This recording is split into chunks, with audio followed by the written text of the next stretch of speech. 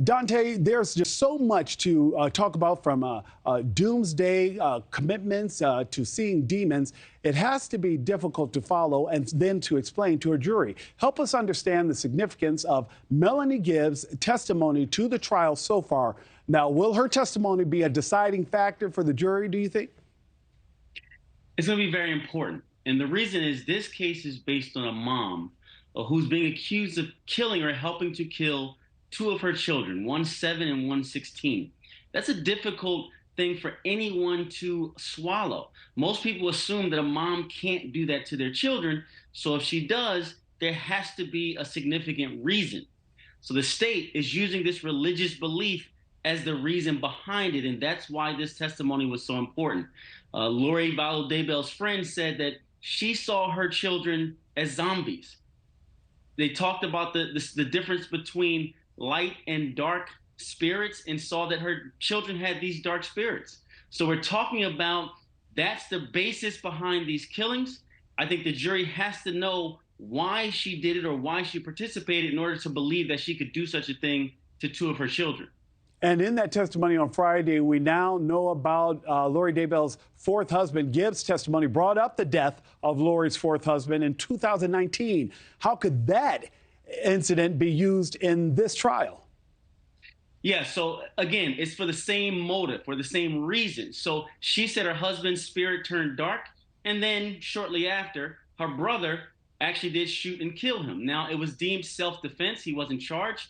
What's interesting, though, is her brother is now deceased, and the children were at her brother's house when they were found. Their bodies were discovered at her brother's house. So the defense is going to say, yeah, she has extreme religious beliefs, but what she did is she asked the women of the church to pray for her for her past husband and not to hurt him. So they're going to say her religious beliefs were only about prayer and about saving someone's soul, not about taking physical action against someone or killing them.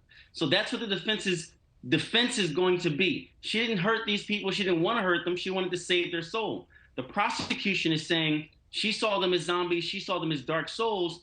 And anyone that had a dark soul, something physical happened to them. Violence happened to them, including her late husband and including her two children. Donte, you have been in many courtrooms and watched many trials, as many as I've done television shows.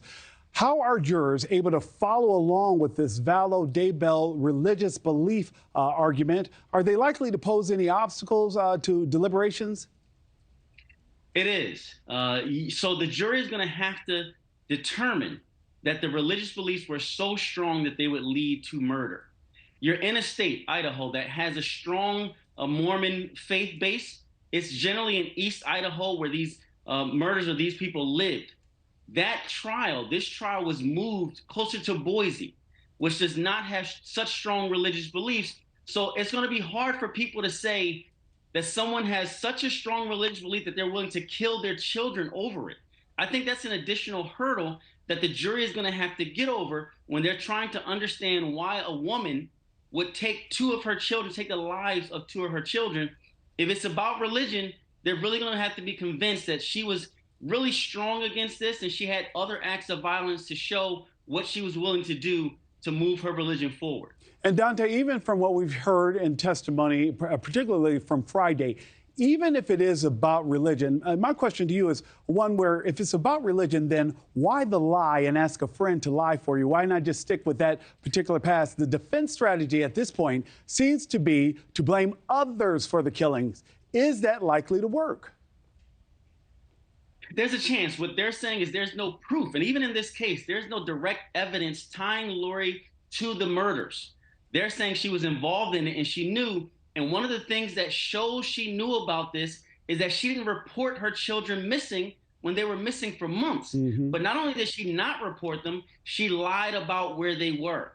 She said first they were with their grandmother, then they said they were in Phoenix. So she lied about their whereabouts. And the jury is able to say, why would a mother lie about the whereabouts of her children if she didn't already know they were dead and if she wasn't complicit in that murder?